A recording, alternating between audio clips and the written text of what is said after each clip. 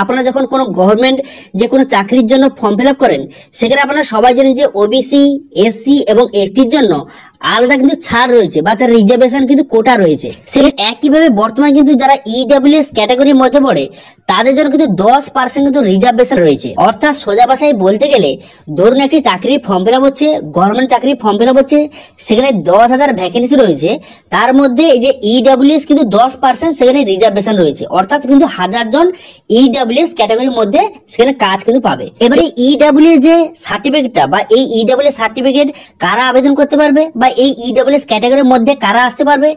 যারা কিন্তু জেনারেল ক্যাটাগরির মধ্যে পড়ে তারা কিন্তু ইডব্লিউএস ক্যাটাগরির মধ্যে কিন্তু আসতে পারবে। কারণ কিন্তু জেনারেল ক্যাটাগরি কোনো রকম সুবিধা খুবই কম, সেই জন্য কিন্তু সরকারের তরফ থেকে এই ইডব্লিউএস ক্যাটাগরিটা চালু করা হয়েছে। কেবলমাত্র যারা জেনারেল রয়েছে তারা কিন্তু এই ইডব্লিউএস ক্যাটাগরিতে আসতে পারবে, ঠিক আছে, অথবা ফর্ম ফিল আপ কিন্তু করতে পারবে। এবং একটা সার্টিফিকেট কিন্তু দেওয়া হবে যে ইডব্লিউএস সার্টিফিকেট, সেটা দিয়ে আপনি কিন্তু সরকারি চাকরি 10% কিন্তু রিজার্ভেশন ছাড় কিন্তু পেয়ে যাবেন। এছাড়াও বিভিন্ন কাজে কিন্তু বেনিফিট কিন্তু রয়েছে। তো সেই জন্য আজকের ভিডিওতে আপনারা দেখবো যে এই ইডব্লিউএস সার্টিফিকেটের জন্য কিভাবে আপনি আবেদন করবেন, আবেদন করতে কি কি ডকুমেন্টস লাগবে, কারা কারা আবেদন করতে পারবেন এবং আবেদনের পর কতদিনের মধ্যে আপনি সার্টিফিকেটটা পাবেন, সমস্ত এটির পয়েন্ট নিয়ে আলোচনা করব এবং যে আবেদন পদ্ধতি দেখাবো। সেই জন্য ভিডিওটা প্রথম থেকে শেষ পর্যন্ত অবশ্যই দেখবেন মনোযোগ সহকারে।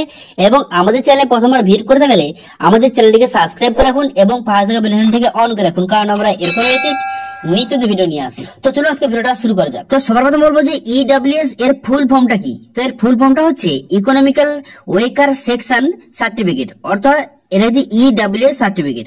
এবারে ইডব্লিউএস সার্টিফিকেটের জন্য আপনি কিভাবে আবেদন করবেন সেটা এই ভিডিওতে দেখাবো। তার আগে বললে কি, এই ভারতে অন্যান্য রাজ্যের মতো পশ্চিমবঙ্গে চালু হয়ে গেল জেনারেলদের জন্য 10% সংরক্ষণ ইডব্লিউএস সার্টিফিকেটের জন্য। অর্থাৎ যাদের কাছে ইডব্লিউএস সার্টিফিকেট থাকবে তারা কিন্তু 10% সংরক্ষণ অথবা ছাড় কিন্তু পেয়ে যাবে, ঠিক আছে। এবার কারা কারা আবেদন করতে পারবেন?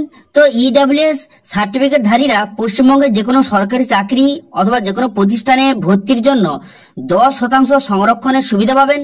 সমস্ত জেনারেল কাস্ট মানুষরা তারা কিন্তু এই যে সার্টিফিকেটের জন্য আবেদন কিন্তু করতে পারবেন। এবং সঙ্গে আবেদন করার জন্য যে পারিবারিক বার্ষিক আয় কিন্তু 8 লক্ষ টাকা নিচে হতে হবে এবং 5 একর কৃষি জমি বা তার থেকে কম থাকতে হবে এবং শহর যদি ফ্ল্যাট থাকে সেটা 1000 ফুট বর্গ ফুটের কম কিন্তু থাকতে হবে, ঠিক আছে। এছাড়া কিন্তু গ্রাম পঞ্চায়েত এলাকায় 200 বর্গ গজ এর কম জায়গায় থাকতে হবে অবশ্যই, তাহলে কিন্তু আপনি এই সার্টিফিকেটের জন্য আবেদন কিন্তু করতে পারবেন। এবং সঙ্গে এই সার্টিফিকেট আবেদন করার জন্য আপনার যে সমস্ত রকম সম্পত্তি, আপনার যে বাবার অথবা আপনার ভাই বোনের আবার সমস্ত সম্পত্তি কিন্তু একসঙ্গে মিলিয়ে এখানে বসাতে হবে, ঠিক আছে। তবেই কিন্তু আপনি ইডব্লিউএস সার্টিফিকেটের জন্য আপনি আবেদন করতে পারবেন।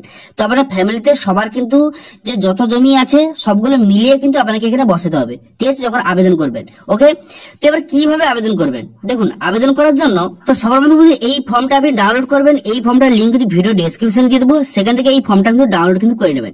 ডাউনলোড করে নেওয়ার পর তারপর এখানে ফটো, এখানে আপনার পাসপোর্টের ফটো এখানে মারিয়ে দেবেন। ফটোটা মারিয়ে দেওয়ার পর তারপর আপনি কি করবেন, তারপর আমরা যেটা করতে হবে সেটা সিগনেচার, এখানে আপনারা সিগনেচার করে দেবেন।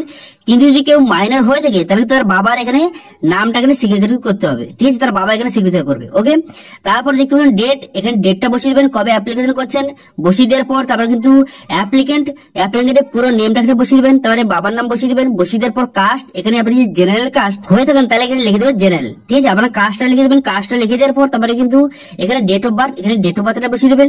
বসিয়ে দেওয়ার পর তারপরে প্লেস অফ বার্থ যাবে, এখানে কিন্তু আপনার ডিটেইলস কিন্তু ফিল আপ করতে হবে কোথায় জন্মগ্রহণ করেছেন। তো সেক্ষেত্রে আপনি কি করবেন, এখানে তো ভিলেজের নাম বসিয়ে দেবেন, তার পুলিশ স্টেশন নাম বসিয়ে দেবেন, তারপর ডিস্ট্রিক্ট এবং স্টেটের নামটা এখানে সঠিকভাবে বসিয়ে দেবেন। বসিয়ে দেওয়ার পর এবার কতদিন ধরে থাকছেন, যেই অ্যাড্রেসে আপনি থাকছেন কতদিন ধরে এটা সেখানে লিখে দেবেন। এখানে যে 10 বছর 15 বছর 20 বছর কতদিন ধরে থাকছেন এখানে লিখে দেবেন। লিখে দেওয়ার পর এবার প্রেজেন্ট অ্যাড্রেস আপনাকে বসাতে হবে। তো সেক্ষেত্রে আপনি কি করবেন, পুনরায় কিন্তু এখানে আপনার যে ভিলেজের নাম এখানে বসাতে হবে।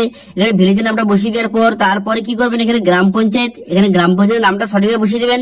গ্রাম পঞ্চায়েত নামটা সঠিকভাবে বসিয়ে দেওয়ার পর তারপরে পোস্ট অফিসের নাম, তারপরে ডিস্ট্রিক্টের নাম বসিয়ে দেবেন সঠিকভাবে। ডিস্ট্রিক্টের নামটা সঠিকভাবে বসিয়ে দেওয়ার পর তারপর স্টেট, এখানে স্টেটের নামটা বসিয়ে দেওয়ার পর পিনকোড এখানে বসিয়ে দেবেন। বসিয়ে দেওয়ার পর আদার অ্যাড্রেস, আপনার যদি অন্য কোনো অ্যাড্রেস থেকে থাকেন সেই অ্যাড্রেসটা সঠিকভাবে বসিয়ে দেবেন। যদি অন্য কোনো অ্যাড্রেসে না থেকে থাকেন তাহলে কিন্তু কোনো রকম অ্যাড্রেস এখানে বসানোর দরকার নেই, ঠিক আছে।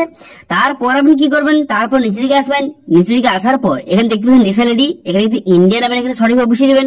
এখানে ইন্ডিয়ান নামে সঠিকভাবে লিখে দেওয়ার পর এরপর আপনি কি করবেন, এরপর এখানে দেখতে পাচ্ছেন যে রিলিজন, এখানে রিলিজন আবার বসিয়ে দেবে। প্রথমে ন্যাশনালিটি বসিয়ে দেবেন, তারপর রিলিজন এখানে বসিয়ে দেবেন হিন্দু মুসলিম, তারপরে সেক্স মেল বা ফিমেল এখানে বসিয়ে নেওয়ার পর দুজন রেফারেন্সের নাম এবং তার অ্যাড্রেস বসতে হবে। তো প্রথম রেফারেন্সের নাম এবং অ্যাড্রেস বসিয়ে দেবেন এবং সেকেন্ড যে রেফারেন্সের নাম তার এবং তার অ্যাড্রেসকে সঠিক বসিয়ে দেবেন। ঠিক আছে, আবার পাড়া প্রতিবেশী কারোর নাম এবং তার অ্যাড্রেস সঠিক বসিয়ে দেবেন। বসিয়ে দেওয়ার পর তারপর যদি আপনি অন্য কোনো স্টেট থেকে এই স্টেটে এসে থাকেন তারা কিন্তু এখান থেকে আপনি লিখে দেবেন এবং এখানে ইয়েস লিখে দেবেন। ইয়েস লিখে দেওয়ার পর আপনার কাছে মাইগ্রেট যদি সার্টিফিকেট থেকে থাকে তার সার্টিফিকেট নাম্বার এবং তার অ্যাড্রেস এখানে বসিয়ে দেবেন। যে কোন স্টেট থেকে আপনি এসেছেন সেই স্টেটের এখানে অ্যাড্রেসটা বসিয়ে দেবেন।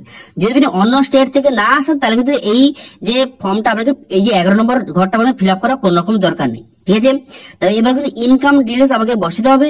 তো সেই জন্য কি করবেন, এখানে দেখতে পাবেন সার্ভিস ডিটেলস অফ ফাদার, আপনার বাবা কি কাজ করে এখানে আপনি বসিয়ে দেবেন। ঠিক আছে, আপনার বাবা কি কাজ করে আপনি সেটা বসিয়ে দেবেন এবং আপনার মা কি কাজ করে সেটা আপনার বসিয়ে দিতে হবে এবং আপনি কি কাজ করেন এবং আপনার যদি স্ত্রী থেকে থাকে সে কি কাজ করে এখানে সমস্ত ডিটেলসটা এক এক কিন্তু বসাতে হবে।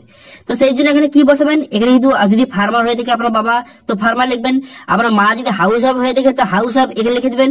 ঠিক আছে, এবার আপনি যে কাজ করেন সেটা লিখে দেবেন। তো আপনারা সবাই যে যা কাজ করেন সেটা কিন্তু একে একে এখানে বসিয়ে দেবেন এবং তার বয়সটা কিন্তু বসিয়ে দেবেন। ঠিক আছে, বসিয়ে দেওয়ার পর এরপর আপনি কি করবেন, এরপর দেখতে পাচ্ছেন এখানে বলা আছে যে আপনার এবং আপনার ফ্যামিলি যত সদস্য আছে সবার মিলে কত জায়গাটা সেটা এখানে লিখে দেবেন। ঠিক আছে, কত একর জায়গা সেটা লিখে দেওয়ার পর বা এরিয়াটা লিখে দেওয়ার পর এবং তার লোকেশনটা লিখে দেবেন।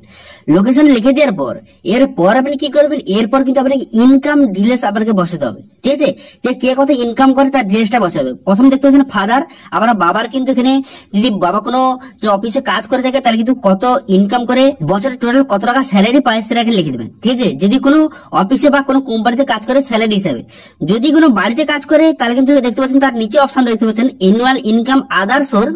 তো এখানে আপনার যে বাৎসরিক ইনকামটা এখানে বসিয়ে দেবেন। ঠিক আছে, বোঝা গেল, ক্লিয়ার। তারপরে এখানে যদি ট্যাক্স পেয়ার হয়ে থাকলে ইয়েস বা নো করবেন। সেম একইভাবে এখানে যদি আপনার মা যদি কোনো অফিসে কাজ করে বা কোনো কোম্পানিতে কাজ করে তার স্যালারি যদি পায় তাহলে কত স্যালারি পায় বছরে সেটা লিখে দেবেন।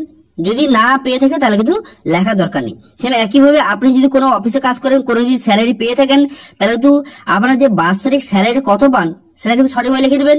এবার যদি আপনার যদি কোনো কোম্পানি বা অফিসে কাজ না করেন, আপনি অন্য কোনো বিজনেস করেন তাহলে বা অন্য কোনো বাড়িতে কাজ করেন তাহলে তো আপনার বাৎসরিক ইনকামটা তার নিচে লিখবেন যে অ্যানুয়াল ইনকাম আদার সোর্স। এখানে কিন্তু আপনার যে অ্যানুয়াল ইনকামটা বসিয়ে দেবেন। ঠিক আছে, তারপরে ট্যাক্স পেয়ার হয়ে থাকলে ইয়েস বা নো করবেন।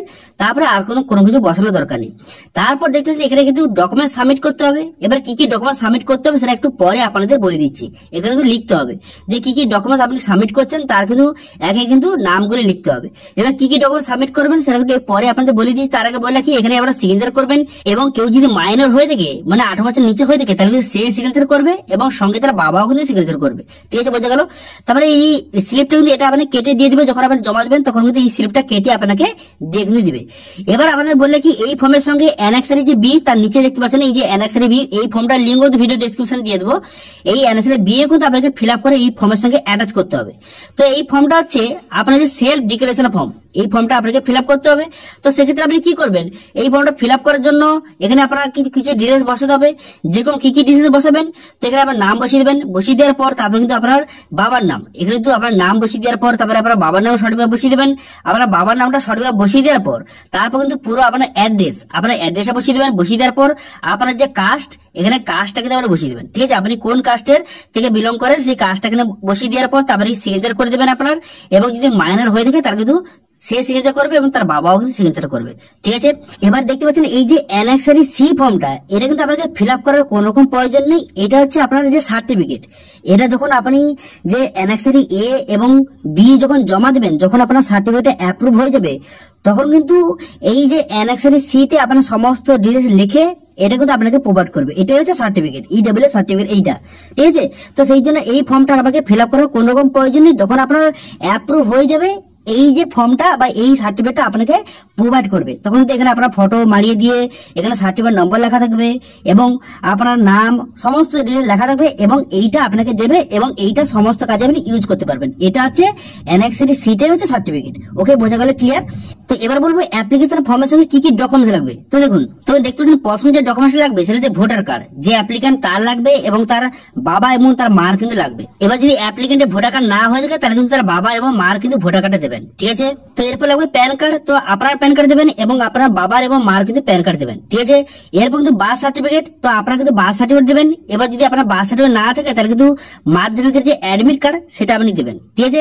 তো এরপর হচ্ছে আপনার যে বাবার বা মার যদি কোনো অফিসে কাজ করে বা কোনো যদি যে কোম্পানিতে কাজ করে তাদের স্যালারি স্লিপ কিন্তু দিতে হবে, যদি কোনো অফিসে বা কোম্পানিতে কাজ করে। যদি না করে থাকে তাহলে কিন্তু কোন রকম যে স্লিপ কিন্তু দেওয়ার দরকার নেই।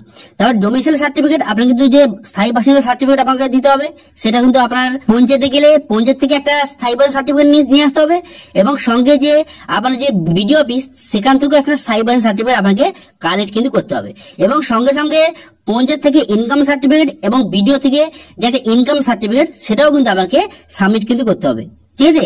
এছাড়া আর কি লাগবে, এছাড়া কিন্তু আপনার যে জমির যে দলিল হোক বা রেকর্ড হোক এর সঙ্গে অ্যাটাচ করবেন এবং যে আপনার টোটাল যে সম্পত্তি রয়েছে তাদের সেলফ ডিক্লারেশন ফর্ম যেটা আপনি বলে দিলাম যে অ্যানেক্সারি বি, সেটা কিন্তু অ্যাটাচ করবেন। এই সমস্ত ডকুমেন্টস কিন্তু আপনার অ্যাপ্লিকেশন ফর্মের সঙ্গে অ্যাটাচ করে এই ফর্মটা আপনি কোথায় জমা দেবেন। তো দেখুন, এই ফর্মটা কিন্তু আপনাকে যে আপনার বিডিও অফিস আছে সেখানে আপনি জমা দেবেন। যারা কিন্তু গ্রামে বাস করেন তারা বিডিও অফিসে জমা দেবেন, যারা কিন্তু শহর এলাকায় বাস করে বা মিউনিসিপ্যালিটি এলাকায় বাস করে তারা কিন্তু এসডি অফিসে জমা দেবেন।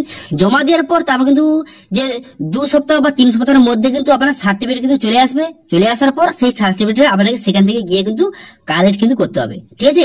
আপনাকে কিন্তু ফোন করে জানিয়ে দেওয়া হবে যে আপনার সার্টিফিকেট হয়ে গেছে, অথবা আপনি কিছুদিন পর নিজে গিয়ে আপনি খোঁজ নেবেন যে সার্টিফিকেট হয়েছে নাকি, তারপর সেখান থেকে গিয়ে আপনি খুব সহজে সার্টিফিকেটটা কালেক্ট কিন্তু করতে পারবেন। তো এইভাবে খুব সহজে আপনি ইডব্লিউ সার্টিফিকেটের জন্য আপনি আবেদন করতে পারবেন এবং আবেদন করার পর 2 থেকে 3 সপ্তাহের মধ্যে সার্টিফিকেট খুব সহজে আপনি পেতে পারবেন এবং এই সার্টিফিকেট দিয়ে আপনি যে কোনো যে সরকারি গভর্নমেন্টের চাকরি হোক অথবা যে কোনো কাজে হোক আপনি 10% আপনি কিন্তু রিজার্ভেশন আপনি সুবিধা কিন্তু পেয়ে যাবেন, ঠিক আছে।